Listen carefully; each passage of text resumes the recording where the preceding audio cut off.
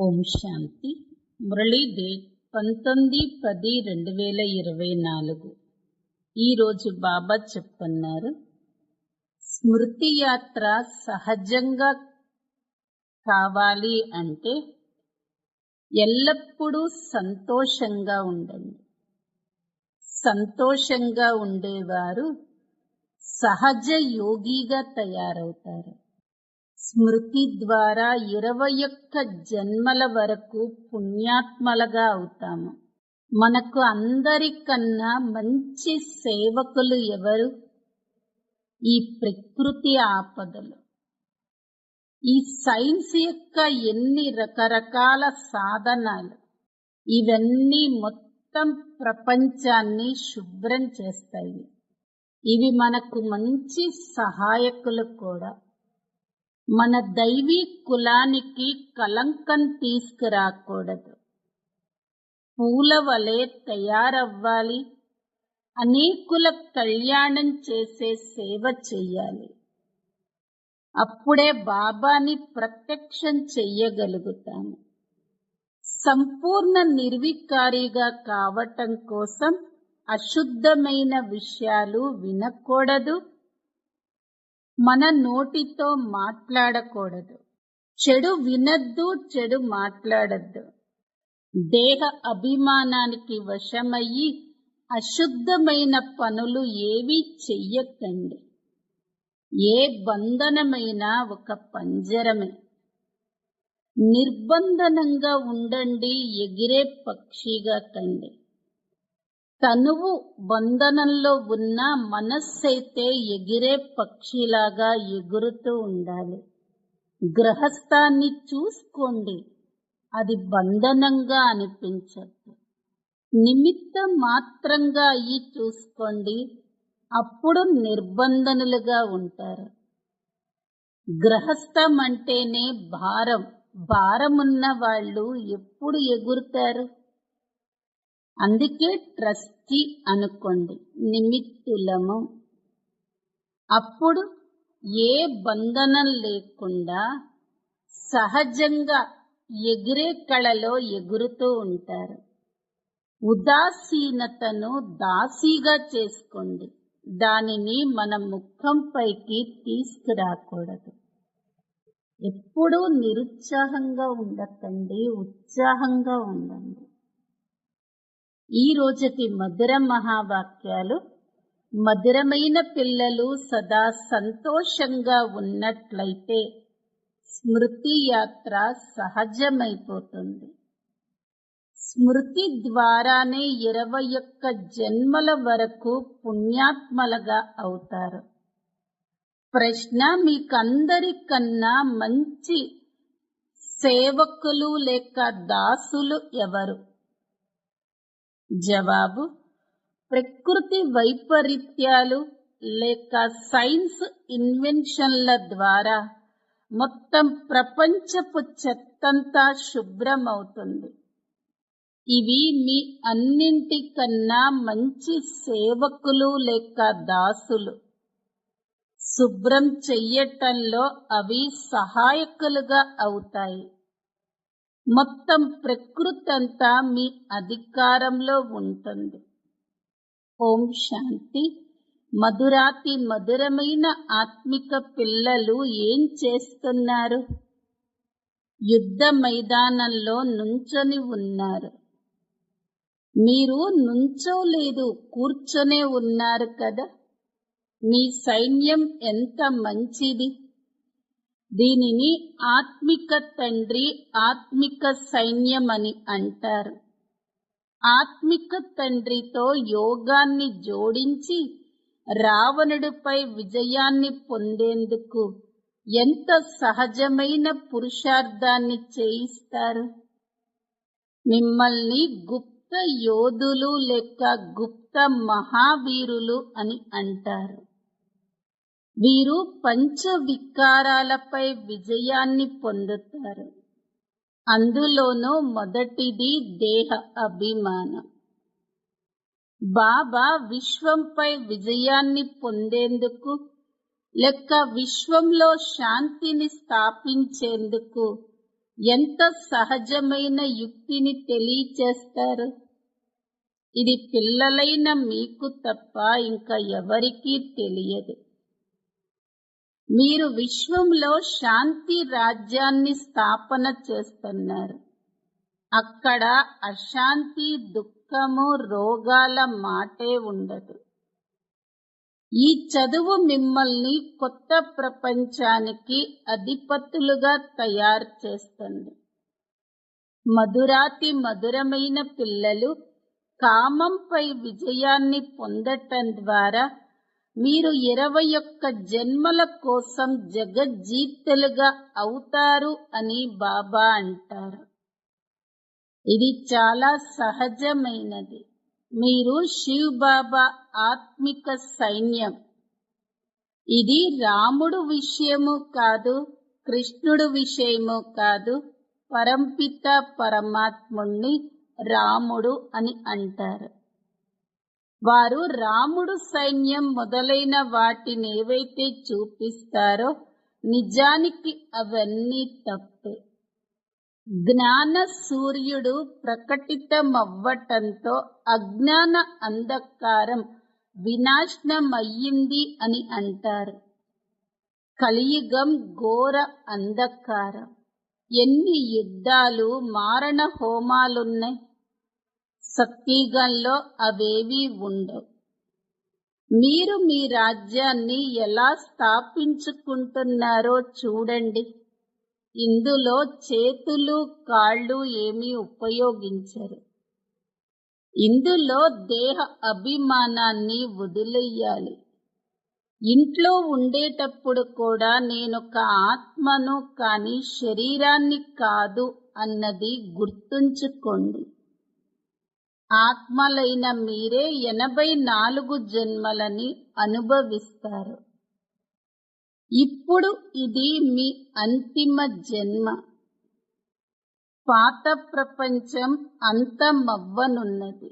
దీనిని పురుషోత్తమ సంగమ యుగాన్ని లీపు యుగము అని అంటారు. పిలక చిన్నగా ఉంటుంది కదా. బ్రాహ్మణుల పిలక ఎంతో ప్రసిద్ధమైనది. బాబా ఎంత సహజ రీతిగా అర్థం చేయిస్తారు. మీరు ప్రతి 5000 సంవత్సరాల తర్వాత వచ్చి బాబా ద్వారా రాజ్యాన్ని ప్రాప్తింప చేసుకునేందుకు ఇది చదువుకుంటారు. మీ లక్ష్యం కూడా మీ ముందుంది. శివ్ బాబా ద్వారా మనం ఈ విధంగా తయారవ్వాలి. అవును పిల్లలు, తప్పకుండా తయారవుతారు. కేవలం దేహ అభిమానాన్ని వదిలి స్వయాన్ని ఆత్మగా భావిస్తూ తండ్రినైన నన్ను స్మృతి చేసినట్లయితే పాపాలు తొలగిపోతాయి. ఈ జన్మలో పావనంగా అవ్వటం ద్వారా మనం 21 జన్మలు పుణ్యాత్మలుగా అవుతామని మీకు తెలుసు. సత్యత్రేతాయుగాలలో పూర్తి 21 జన్మలు తీసుకుంటారు. ఆ తర్వాత ఇక కిందకు దిగటం ప్రారంభమవుతుంది. మనదే 84 జన్మల చక్రం అని కూడా మీకు తెలుసు. మొత్తం ప్రపంచమంతా రాదు కదా. 84 జన్మల చక్రంలో తిరిగేవారు మరియు ఈ ధర్మానికి చెందిన వారే వస్తారు. సత్యుగం మరియు త్రేతాయుగాలను బాబానే స్థాపన చేస్తారు. దానిని ఇప్పుడు చేస్తున్నారు. మళ్ళీ ద్వాపర కలియుగాలు రావణుడి స్థాపన. రావణుడి చిత్రం కూడా ఉంది కదా.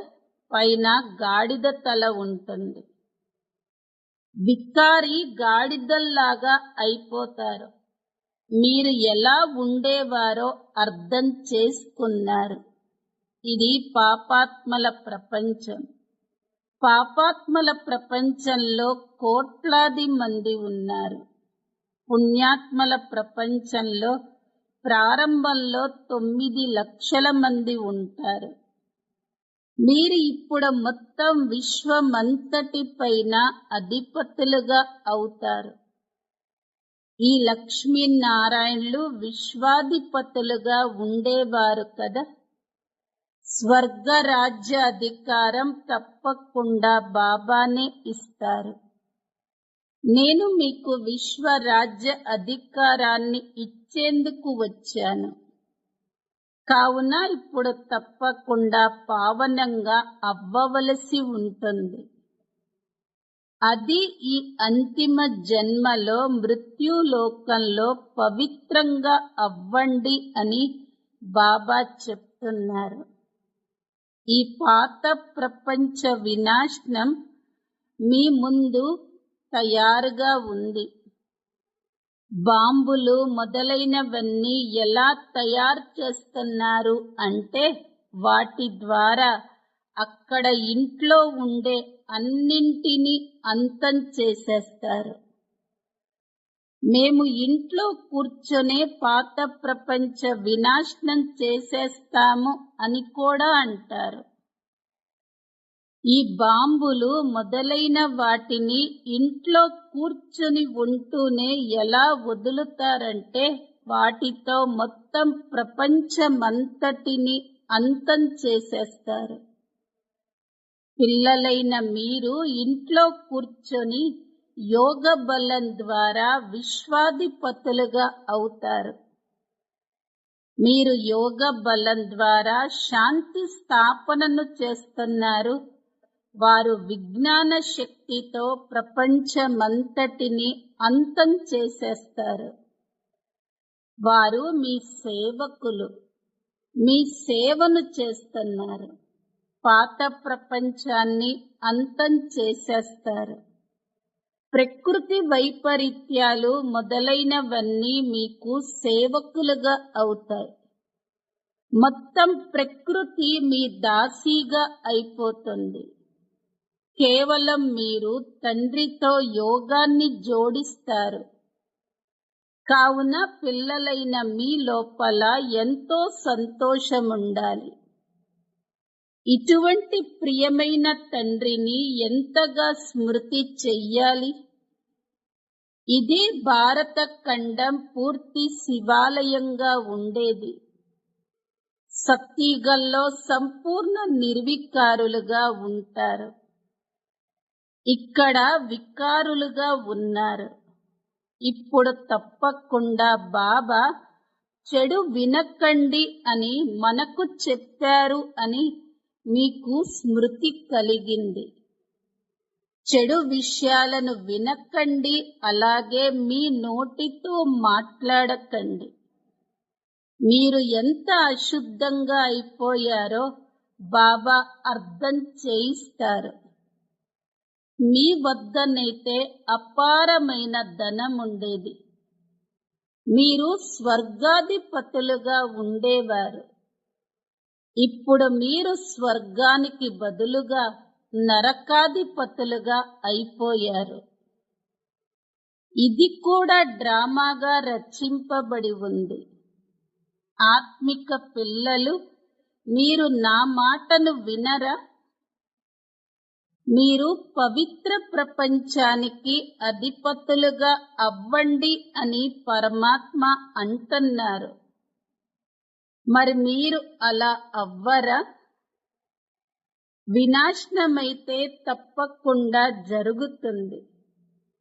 ఈ యోగ బలం ద్వారానే మీ జన్మ జన్మాంతరాల పాపాలు అంతమైపోతాయి. కానీ పాపం అంతమవ్వటంలోనే సమయం పడుతుంది. పిల్లలు మొదటి నుండి వచ్చి ఉన్నారు, కానీ యోగం 10% కూడా కుదరదు. కావుననే పాపాలు అంతమవ్వవు. కొత్త కొత్త పిల్లలు వెంటనే యోగీలుగా అయిపోతారు. కావున వారి పాపాలు అంతమైపోతాయి. మరియు సేవ చెయ్యటం మొదలు పెడతారు. ఇప్పుడు మనం ఇక తిరిగి వెళ్ళాలని పిల్లలైన మీరు అర్థం చేసుకున్నారు. తిరిగి తీసుకువెళ్లేందుకే బాబా వచ్చారు. పాపాత్మలు శాంతిధామంలోకి, సుఖధామంలోకి వెళ్ళలేరు. వారు దుఃఖధామంలో ఉంటారు. కావుననే ఇప్పుడు బాబా నన్ను స్మృతి చేసినట్లయితే మీ పాపాలు భస్మమైపోతాయి అని అంటారు. అరే పిల్లలు, మీరు పూలలాగా అయిపోండి.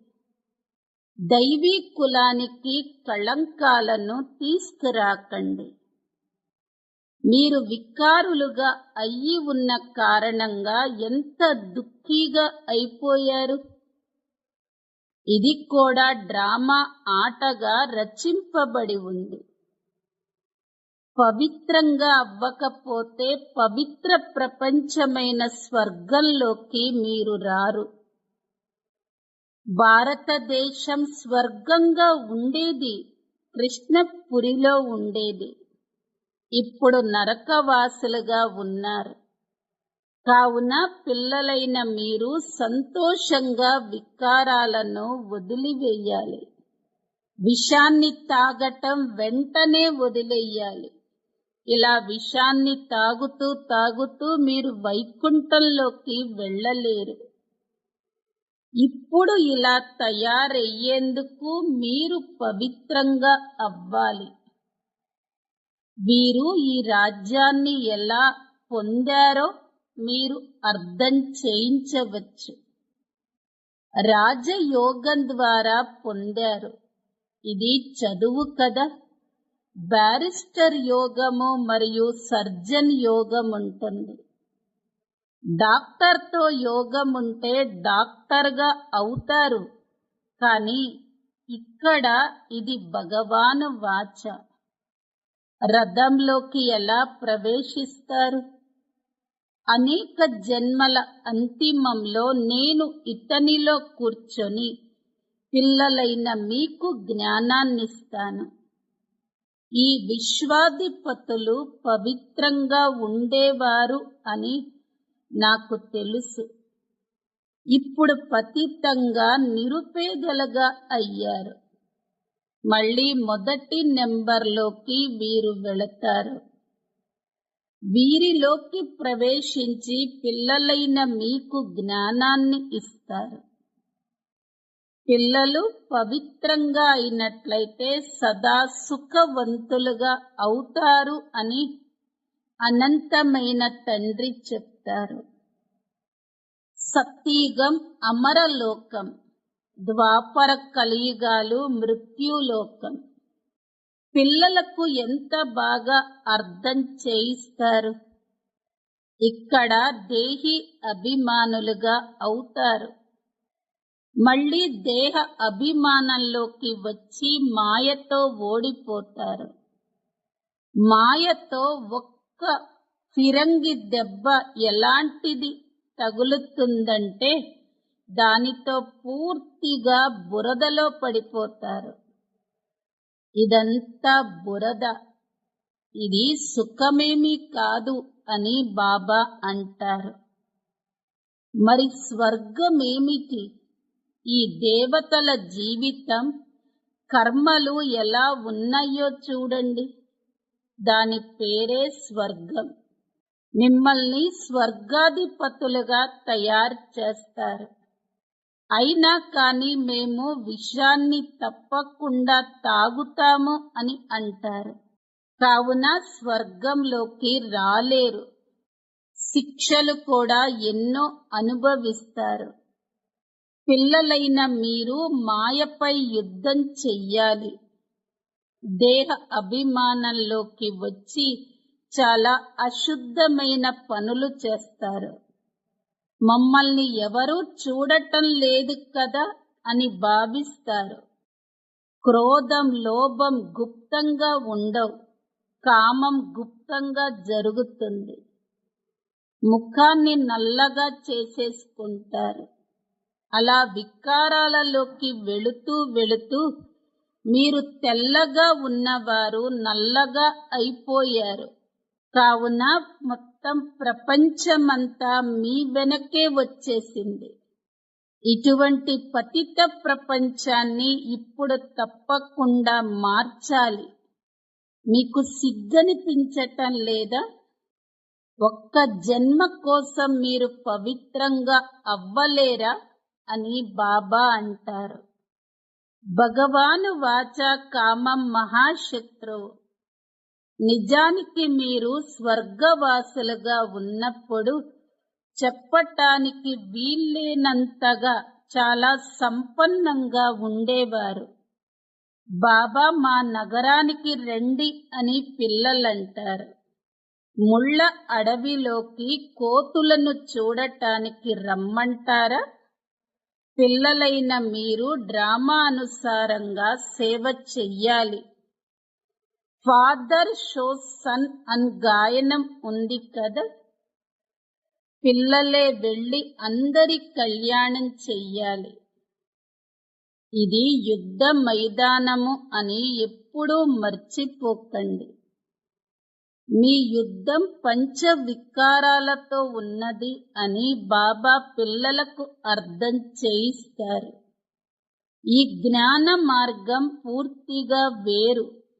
నేను మిమ్మల్ని స్వర్గాధిపతులుగా 21 జన్మల కోసం తయారు చేస్తాను. మిమ్మల్ని మళ్ళీ నరకవాసులుగా ఎవరు తయారు చేస్తారు? రావణుడు.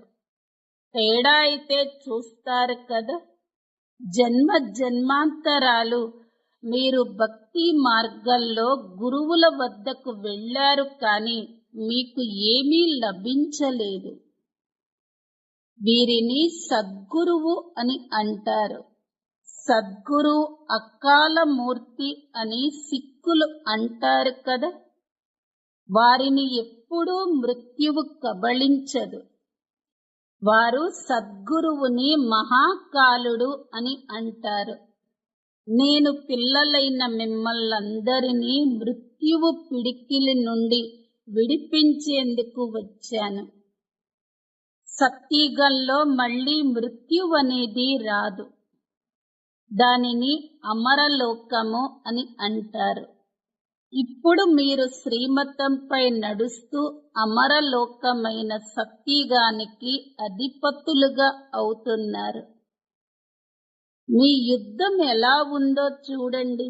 మొత్తం ప్రపంచమంతా ఒకరితో ఒకరు పోట్లాడుకుంటూ ఉంటారు. మీది రావణుడైన పంచ వికారాలతో చేసే యుద్ధం. మీరు దానిపై విజయాన్ని పొందుతారు. ఇది అంతిమ జన్మ. నేను పేదల పాలిటి పెన్నిదిని అని బాబా అంటారు. ఇక్కడకు పేదవారే వస్తారు. షావుకార్ల భాగ్యంలో ఇది లేనే లేదు. ధనం నశాలో గర్వంతో ఉంటారు. ఇదంతా అంతమైపోనున్నది. ఇంకా కొద్ది సమయమే ఉన్నది. డ్రామా ప్లాన్ ఉంది కదా.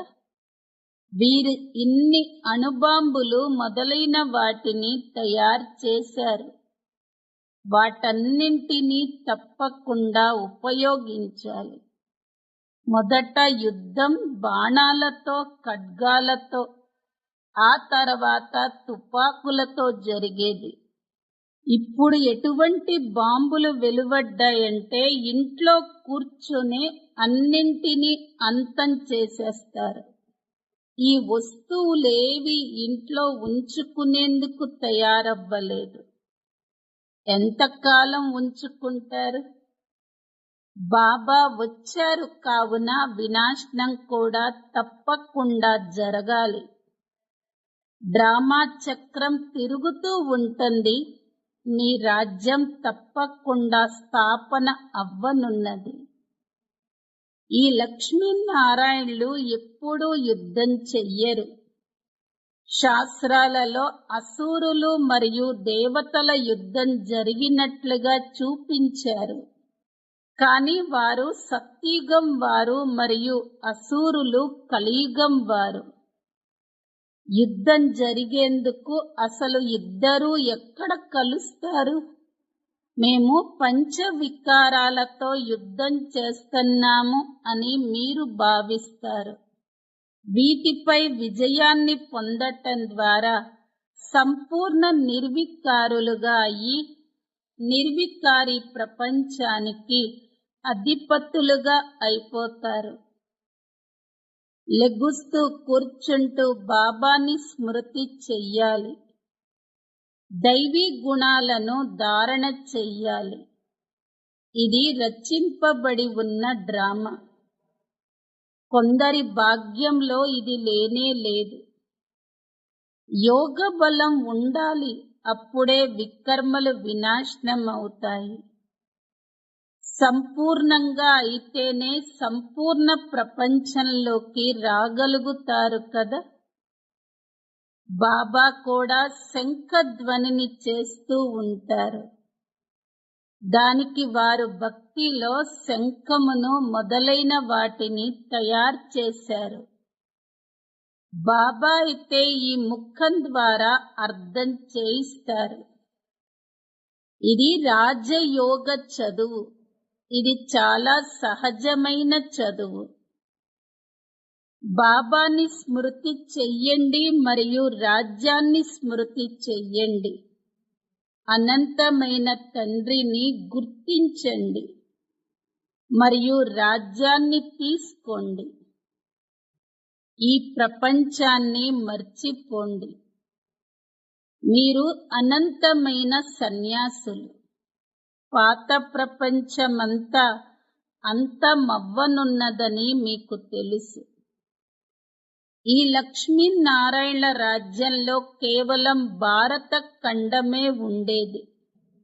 అచ్చ, మధురాతి మధురమైన ఆత్మిక పిల్లలకు మాతా పితా బాప్ దాదాల ప్రియ స్మృతులు మరియు గుడ్ మార్నింగ్. ఆత్మిక పిల్లలకు ఆత్మిక తండ్రి నమస్తే. ధారణ కొరకు ముఖ్య సారం.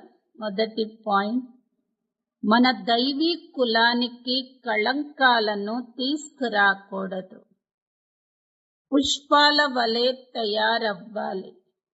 అనేక ఆత్మల కళ్యాణం చేసే సేవను చేసి బాబా ప్రత్యక్షతను చెయ్యాలి. రెండో పాయింట్, సంపూర్ణ నిర్వికారులుగా అయ్యేందుకు అశుద్ధమైన విషయాలను వినకూడదు, అలాగే నోటితో అనకూడదు కూడా. చెడు వినకూడదు, చెడు మాట్లాడకూడదు. దేహ అభిమానానికి వశమయ్యి ఎటువంటి అశుద్ధమైన పనులు చెయ్యకూడదు. వరదానం, మన్మనాభవ మంత్రం ద్వారా మనస్సు బంధనం నుండి విముక్తులయ్యే నిర్బంధన ట్రస్టీ భవ. ఏ బంధనమైనా పంజరం వంటిది. పంజరంలోని మైన ఇప్పుడు నిర్బంధనమై ఎగిరే పక్షిగా అయిపోయింది. ఒకవేళ ఎవరికైనా తనువుతోటి బంధనమున్నా కాని మనస్సైతే ఎగిరే పక్షి లాంటిది. ఎందుకంటే మన్మనాభవగా అవటం ద్వారా మనస్సు బంధనం తొలగిపోతుంది. ప్రవృత్తిని సంభాళించటం కూడా బంధనం కాదు. ట్రస్టీలుగా అయ్యి సంభాళించేవారు సదా నిర్బంధనంగా ఉంటారు. గ్రహస్థులనగా భారం. భారం కలిగిన వారు ఎప్పుడూ ఎగరలేరు. కానీ నిమిత్తంగా అయినట్లయితే నిర్బంధనులు. మరియు ఎగిరే కళ ద్వారా క్షణంలో మధురమైన ఇంటికి చేరుకోగలరు. స్లోగన్, ఉదాసీనతను మీ దాసీగా చేసుకోండి, దానిని ముఖంపైకి రానివ్వకండి. అవ్యక్త ప్రేరణ పాయింట్. కొంతమంది పిల్లలు పురుషార్థం చెయ్యలేకపోయినప్పుడు స్వభావంపై దోషం వేస్తారు. నా స్వభావం ఇలా ఉంది అని అంటారు. కానీ అలా కాదు. మీ కర్తవ్యమే నేచర్ క్యూర్ చేయటం. ఆ నేచర్ క్యూర్ వారు ఉపవాసం చేయిస్తారు. అదే విధంగా పిల్లలైన మీరు కూడా పురుషార్థంలో ఏవైతే నష్టపరిచే విషయాలు ఉన్నాయో వాటి ఉపవాసం చెయ్యండి. మరియు ఇది మేము చేసే తీరతాము, తయారయ్యే తీరతాము అని ప్రతిజ్ఞ చెయ్యండి. ఎప్పుడైతే ఇంత నిశ్చయ బుద్ధి కలవారిగా అవుతారో అప్పుడు విజయీలుగా అవుతారు. ఓం శాంతి.